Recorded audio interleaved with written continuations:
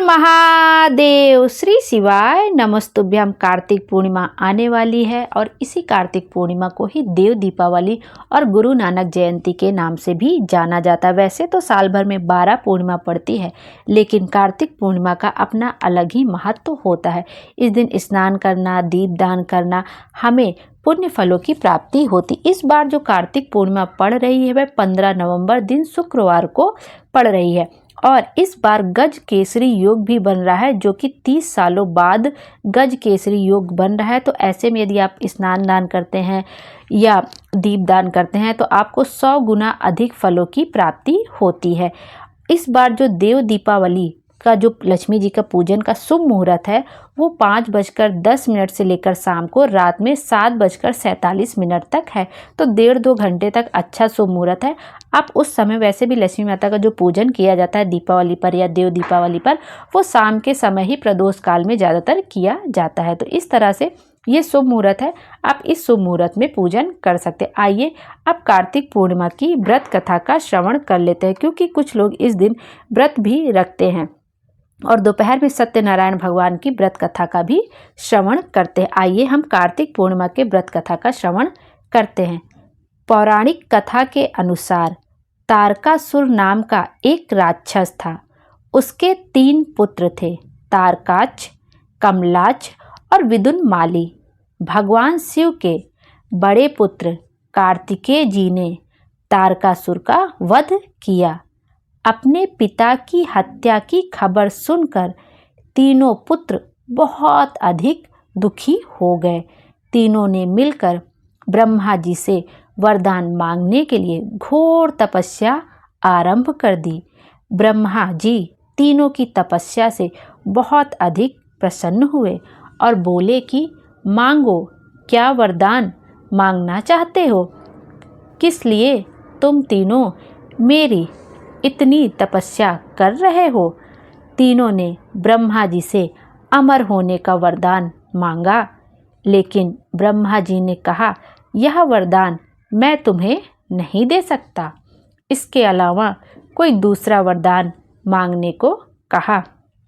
तीनों ने फिर मिलकर सोचा और इस बार ब्रह्मा जी से 3 अलग अलग नगरों का निर्माण करवाने के लिए कहा, जिसमें सभी बैठकर सारी पृथ्वी और आकाश में घूमा जा सके।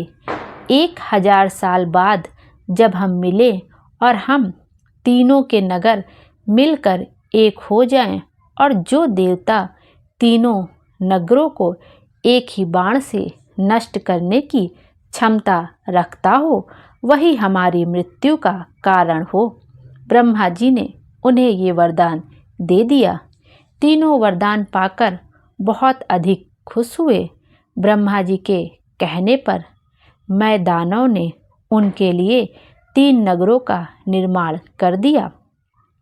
तारकाच के लिए सोने का, कमलाच के लिए चांदी का और विदुनमाली के लिए लोहे का नगर बनाया गया। तीनों ने मिलकर तीनों लोकों पर अपना अधिकार जमा लिया। इंद्र देवता इन तीनों राक्षसों से भयभीत हुए और भगवान शंकर की शरण में आ गए। इंद्र की बात सुन भगवान शिव ने इन दानवों का नाश करने के लिए एक दिव्य रथ का निर्माण किया। इस दिव्य रथ की हर एक चीज देवताओं से बनी। चंद्रमा और सूर्य से उस रथ के पहिए बने। इंद्र, वरुण, यम और कुबेर रथ के चाल घोड़े बने। हिमालय जी धनुष बने और शेषनाग प्रत्यंचा बने।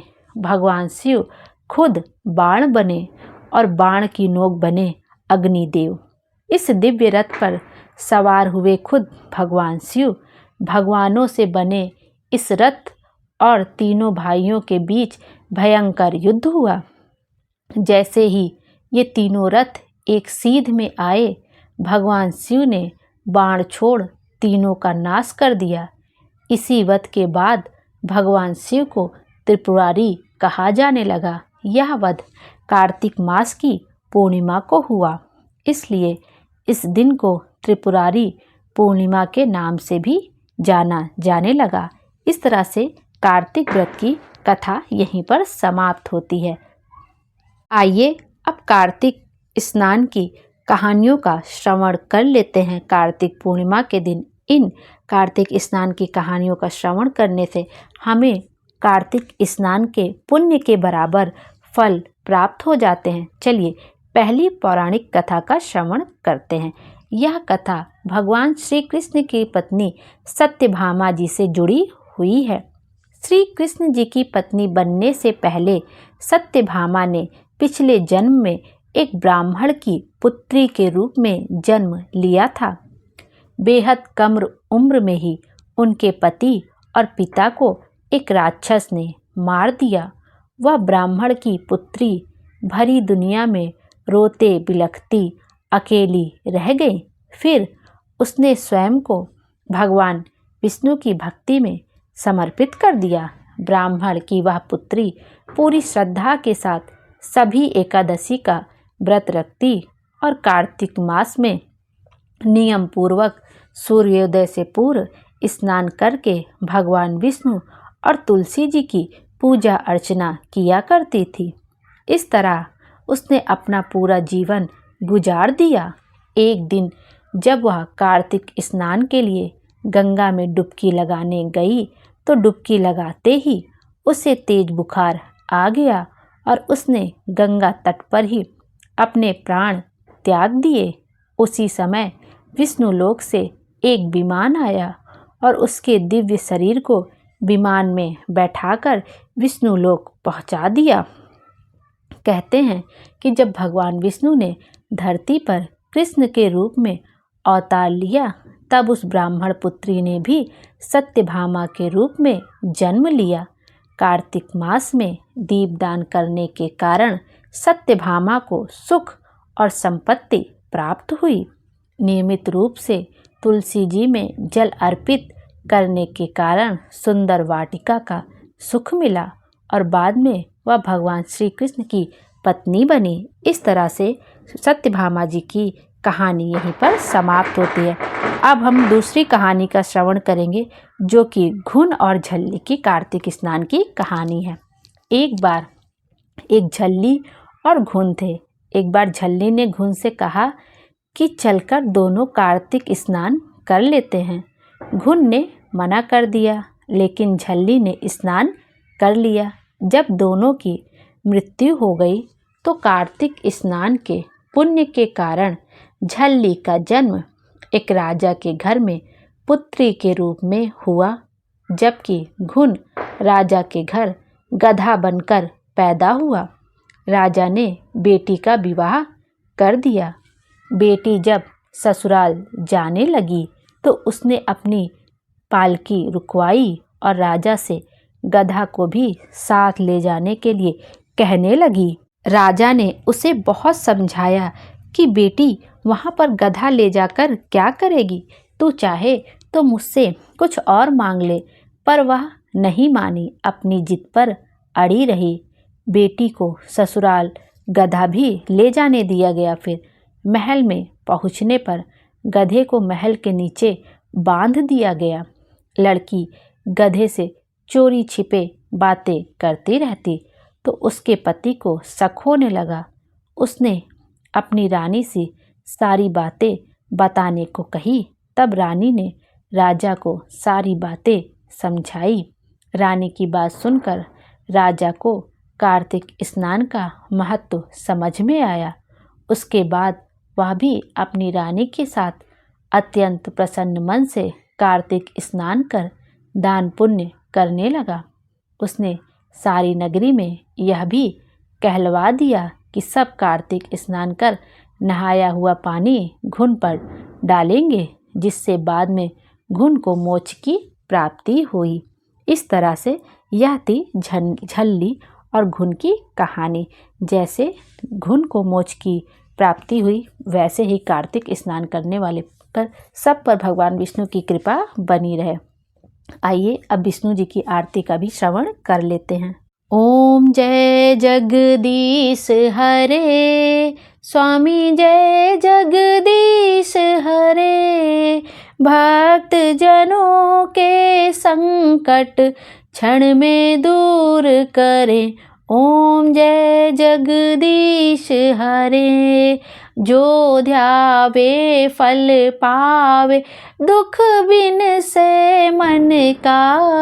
प्रभु दुख बिन से मन का, सुख संपत्ति घर आवे, कष्ट मिटे तन का। ओम जय जगदीश हरे। स्वामी जय जगदीश हरे। मात पिता तुम मेरे, शरण गहूँ मैं किसकी। प्रभु शरण गहूँ मैं किसकी। तुम बिन और न दूजा, आस करूँ मैं जिसकी। ओम जय जगदीश हरे। तुम पूरन परमात्मा, तुम अंतर्यामी। प्रभु तुम अंतर्यामी। पार ब्रह्म परमेश्वर, तुम सबके स्वामी। ओम जय जगदीश हरे। तुम करुणा के सागर, तुम पालन करता। प्रभु तुम पालन करता। मैं मूरख खल कामी, कृपा करो भरता। ओम जय जगदीश हरे। दीन बंधु दुख हरता, तुम ठाकुर मेरे। प्रभु तुम ठाकुर मेरे। करुणा हस्त बढ़ाओ, द्वार पड़ा मैं तेरे। ओम जय जगदीश हरे।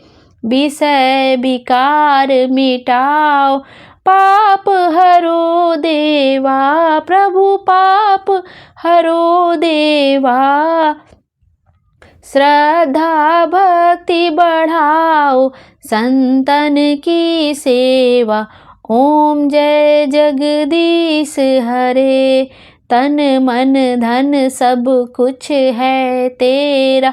प्रभु सब कुछ है तेरा। तेरा तुझको अर्पण, क्या लागे मेरा। ओम जय जगदीश हरे। श्री जगदीश स्वामी जी की आरती, जो कोई नर गावे। कहत शिवानंद स्वामी, मन वांछित फल पावे। ओम जय जगदीश हरे। स्वामी जय जगदीश हरे। बोलो विष्णु भगवान की जय। विष्णु भगवान सबकी मनोकामना पूरी करे। इस कार्तिक महीने में जो दीप दान करे, स्नान करे, उसकी सभी मनोकामना पूरी हो और उसके जीवन में खुशियाँ ही खुशियाँ रहे। श्री शिवाय नमस्तुभ्यम। हर हर महादेव। भोले बाबा हम सबकी मनोकामना पूरी करे और हमारे जीवन को खुशियों से भर दे। Thank you.